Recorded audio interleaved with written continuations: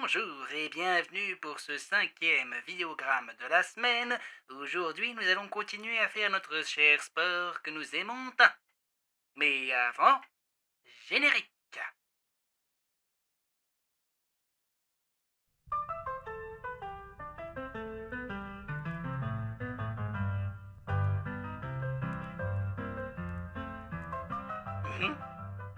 Plaît-il? Oui. Passement bleu. On vient de me dire dans l'oreillette que je me suis complètement trompé d'époque. Je reviens dans un instant.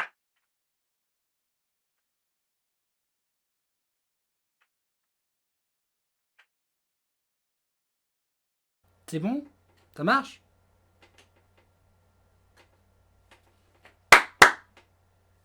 Ah, là c'est mieux. Bonjour à toi, bonjour à vous, j'espère que vous allez bien et que tout se porte pour le mieux. Alors comme on vient de le dire avant, bon maintenant on est dans le présent donc c'est mieux, mais comme je venais de le dire, aujourd'hui 5e vidéo de la semaine, donc on va tout de suite partir sur des exercices sportifs. Je te commande ça directement après par la suite pour pouvoir te donner des petites informations, tu auras tout ce qu'il te faut pour faire ton sport de la semaine, j'espère que ça va te plaire. Allez, à tout de suite. Pour notre matériel, nous avons besoin d'un tapis de sol, le grand classique, également d'un sabre. Si vous n'avez pas de sabre, vous pouvez très bien le remplacer par un bâton de bois par exemple, ou par un manche à balai, ou par une trottinette, ou un râteau, je sais pas, tout ce que vous avez sur la main, un transat, voilà, c'est bien les transats aussi pour remplacer les sabres. Oh, un petit balai, je me demande à qui il appartient. Et voilà, ce sera tout pour le matériel.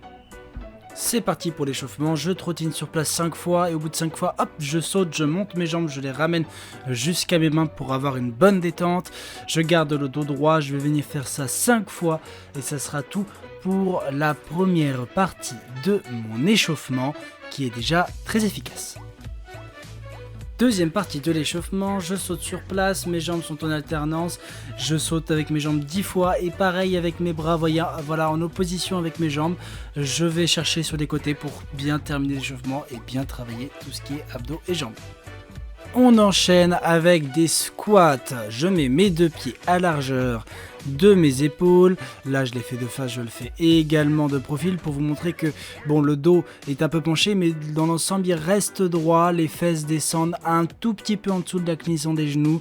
Je fais ça 10 fois en essayant d'avoir une descente contrôlée et une remontée puissante et poussée. Le même exercice avec ce qu'on appelle les squats sumo, donc mes pieds sont à plus que largeur de mes épaules.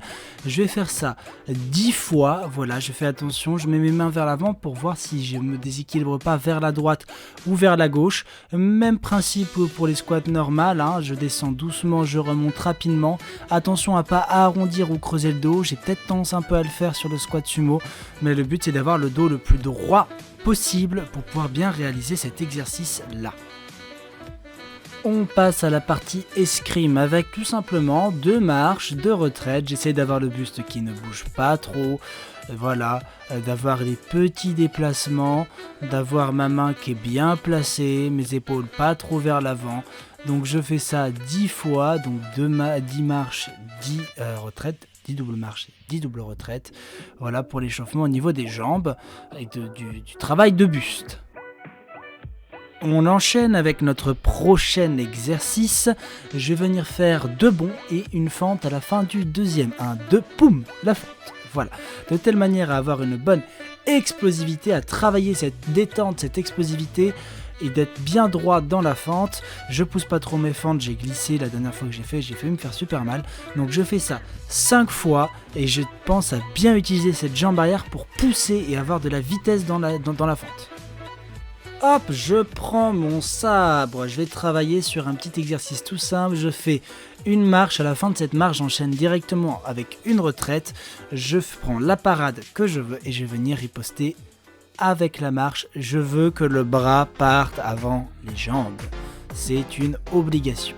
Je fais ma marche, hop, la retraite avec la parade, je prends le temps de bloquer ma parade et je fais ma riposte avant de faire ma marche et mon bras est placé, mes coups ne sont pas jetés. Je vais faire ça 5 fois. On enchaîne directement avec un peu de préparation physique. On va faire ce qu'on appelle le Superman. Je vais donc me poser au sol et je vais venir enlever le plus de surface possible de mon corps contre le sol en montant jambes et bras. Ça permet de travailler le dos. Voilà, je fais ça 10 fois. Le but c'est de resserrer les omoplates et de ressentir les lombaires, vraiment de manière à travailler son dos qui permet un bon équilibre également, puisque si c'est trop lourd à l'avant et qu'on n'a pas travaillé l'arrière, on va se retrouver complètement penché vers l'avant. On continue avec notre fameux gainage en mouvement. Donc je me mets en position de gainage latéral et voyez mon bras va venir descendre et remonter. Le but c'est de contracter tout ce qui est vraiment les abdos latéraux de telle manière à mieux les utiliser, puisque dans un gainage où je ne bouge pas, on peut rajouter un petit peu de difficulté plutôt que se mettant sur l'avant-bras, en se mettant directement sur la main, mais pensez à bien échauffer vos articulations avant, puisque les articulations du poignet vont avoir tout votre poids dessus, donc bien échauffer les articulations.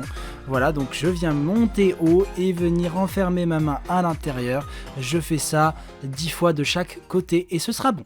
Salut, j'espère que tu vas bien, en tout cas moi ça va. On est le lendemain de la vidéo et voilà, j'ai pris un peu de temps suite au tournage pour doubler un peu tout ça, donc cette fois-ci on est le lendemain. Voilà, donc j'espère que les exercices t'ont plu, qu'ils vont pouvoir être efficaces avec toi. J'ai un petit conseil, si tu veux vraiment avoir un entraînement qui est efficace, à faire à peu près 2-3 fois par semaine. Normalement, tu as le temps, ça devrait pouvoir se faire. J'ai pas mis à la fin de la vidéo, mais tu as toujours ta fameuse séance de déplacement, séance d'étirement, d'accord? Les déplacements pour garder un pied dans l'escrime, pour toujours avoir des sensations, c'est-à-dire qu'il ne faut pas que tu te retrouves sur la piste en arrivant à la fin du confinement, en te remettant en piste et en étant complètement dépaysé, hein. Le but c'est que tu gardes un pied là-dedans, et puis l'étirement, parce que voilà, la souplesse c'est super important, autant dans la vie de tous les jours que dans le sport que tu pratiques, hein. L'escrime, si on n'a pas de souplesse, on ne peut pas envoyer les attaques bien loin, donc c'est un peu dommage. N'oublie pas que tu peux également m'envoyer un petit mail si tu veux qu'on puisse discuter un peu ensemble. Voilà, un petit mail à l'adresse qui est là ou là, voilà, ou là ou là.